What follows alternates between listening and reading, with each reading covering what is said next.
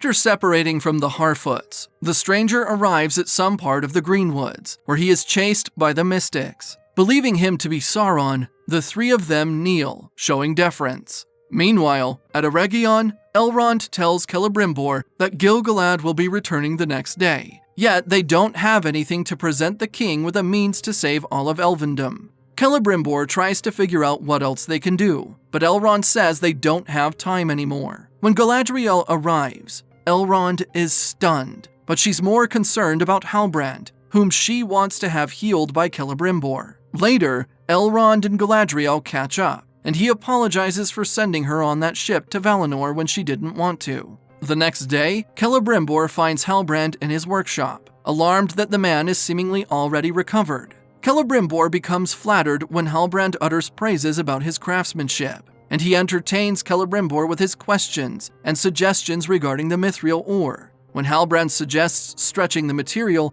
by using an alloy that will also improve its qualities, Celebrimbor becomes intrigued. In Armenelos, as Pharazôn starts preparing a tomb for the still-alive king, he wants apprentices to come up with a design that will best represent the king's visage. Among the apprentices is Eärien, and when it's her turn to illustrate the king, he mistakes her for Miriel, giving her a cryptic message that she doesn't understand.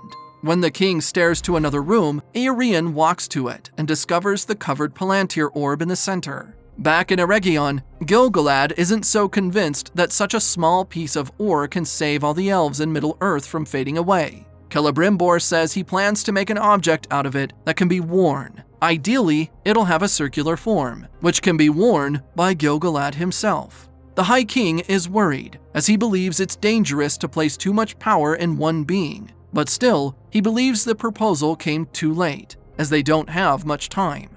While all of them try to convince their king to give the plan a chance, Galadriel becomes worried upon hearing Celebrimbor saying that the power they are about to create is not of the flesh, but over flesh. The exact words used by Adar, who explained that Sauron was trying to do the same. Ultimately, it's Elrond who convinces 𝐄𝐩𝐤𝐬𝐬𝐬 to give Celebrimbor a chance, and immediately they get to work. While Halbrand helps with Celebrimbor's work, Galadriel starts to become suspicious of the Southlander, and she asks an elf for information on Halbrand's bloodline. Not aware of her suspicion, Halbrand is thankful to her for believing in him and pushing him to new heights. Meanwhile, back in the woods, the Mystics tell the stranger of his identity as Sauron, but as he can't wield his powers properly yet, they decide to bind him down for the moment. The Harfoots who have been lurking make their move to help the stranger escape. But then they realize too late that the stranger is merely one of the Mystics in disguise.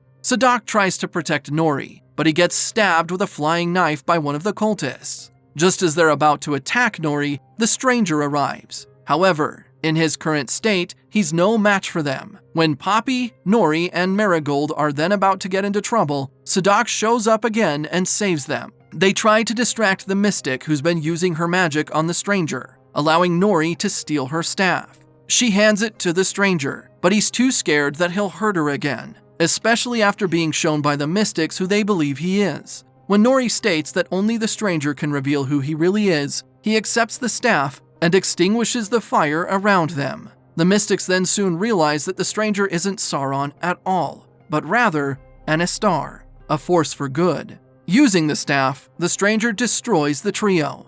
With the threat dealt with, the Harfoots celebrate, but it is short-lived when a gravely injured 𝐒𝐸𝐷 decides to stay behind and watch the sun come up during his final moments. On the ship, Elendil admits to the Queen that he didn't imagine that his choices would lead them to where they are, but he swears to her that he'll see to it that they make the end worth the price they've paid. Later, when Elendil gazes at Númenor, he sees the many black banners that decorate the whole city, signifying that the king has died. In Eregion, Celebrimbor is having trouble forging the mithril ore, but because of Galadriel's words that they're pushing themselves too hard, Halbrand gets an idea that perhaps they should try coaxing the metal together, rather than forcing it. While the men resume work, Galadriel is approached by the elf whom she asked to uncover the bloodline of the King of the Southlands. Sometime later, Halbrand looks for her, telling her about how instead of a crown, they decided to create two smaller objects. Suddenly, Galadriel asks Halbrand who he really is, stating that she knows that there's no king of the Southlands, as the last man who bore the crest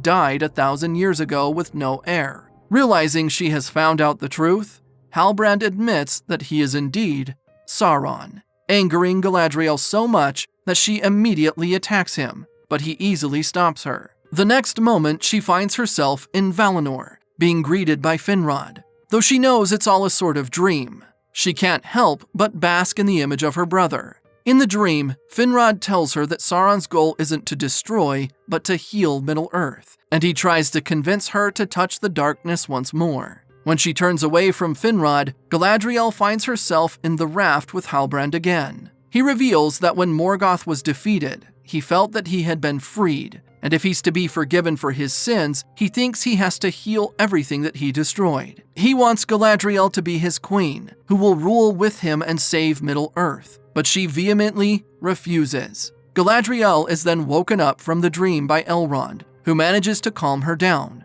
Deciding not to tell her fellow elves of her discovery of Halbrand's identity, she hurries to Celebrimbor and insists that instead of making 2 rings, they make 3, with her reasoning being that 1 ring will create corruption, 2 will create division, and 3 will create balance. Agreeing to this, Celebrimbor needs gold and silver from Valinor to make the rings, which Galadriel readily offers in the form of Finrod's dagger. At the grove, the stranger reveals to Nori that he remembers fragments of his memory now, and he needs to go to Rhûn in the east to find out more about himself. Nori remembers that the mystics called him Istar, which the stranger translates into wizard. She feels bad that they're separating ways, but realizes that she has to be content with her life as a Harfoot. However, when Nori joins her family, her parents allow her to accompany the stranger, both agreeing that she's part of something bigger now.